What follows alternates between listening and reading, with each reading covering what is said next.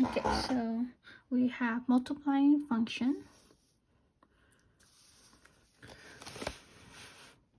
The first one is 1 over 4 times 1 over 2. So these are pretty easy. All you have to do is multiply them straight across. So then we have on top is 1 times 1. And on the bottom is 4 times 2. And then we have 1 on top. And we have a 8 on the bottom. So there's that one is straightforward, easy. Now here comes the second one. It's a little harder. So we have 7 over 10 times 15 over 14. Now if we multiply it straight across, we're gonna get big numbers. And also not just that, we also will have to reduce it at the end to get the lowest term.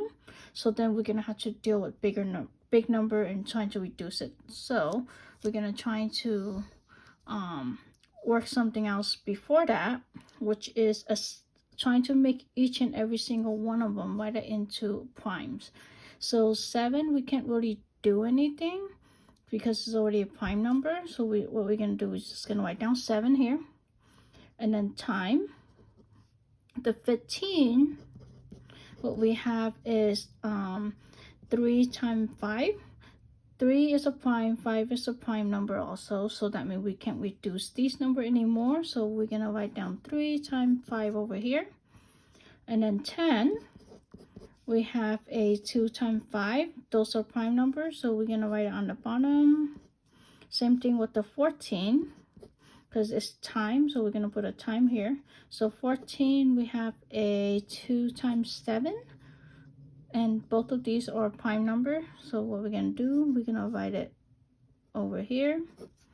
Now here's the tricky part, where the reason why we did all of these so that we could start canceling them out.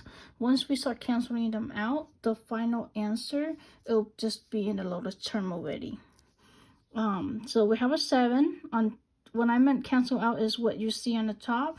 If you see on the bottom, you could cancel them out. So we have a 7 and a 7. We don't have a 3 on the bottom, so we can't do anything. We have a 5, and then we have a 5. So now what we have left is 3, and then 2 times 2. So now we have 3 over 2 times 2 is a 4. So our final answer is 3 over 4. So number 3, we have 2 over 13 times 13 over 2. So this number, we can't really do what we did up here because they're already in prime number. 13, when I meant prime number is that number times itself. A number times 1 is equal to itself. So 13 times 1 is equal to itself. Same thing with the 2. And we can't really do anything like a 14 here. It have other alternative where yes, 1 times 14 is equal to 14, but also 2 times 7 is equal to 14 also. So we could break that down, but we can't break any of these numbers down. So we're gonna write down 2 times 13. 13 times 2. So again, we have a 2 on the top, we have 2 on the bottom, so these cancel. 13 on top, 13 on bottom, so these cancel. So what's gonna happen now? We don't have anything left, right? So does it equal to 0? No, it does not. Because these are fractions and we are multiplying, let's multiply the top by 1 and multiply the bottom by 1 also. If we multiply the top by 1, it's still, so any number multiplied by 1 is the number itself. So we technically did not add anything to it or change the equation or question itself. So we're just making it look different technically. So same thing what we did on the bottom. So now we have 1 over 1. Now 1 over 1 is the same thing as 1, so that would be our final answer. Number 4, we have 5 times 1/5. Now, here's a little scary because we have, this is not a fraction, but can we make it a fraction? So we have a 5, that is the same thing as 5 over 1. And if we rewrite that, that would still equal to 5. So we didn't add anything to it. We didn't change the number itself. We just changed how it looked like. And then we have timed up by 1/5. So now we do the same thing what we've been doing. So 5 times 1.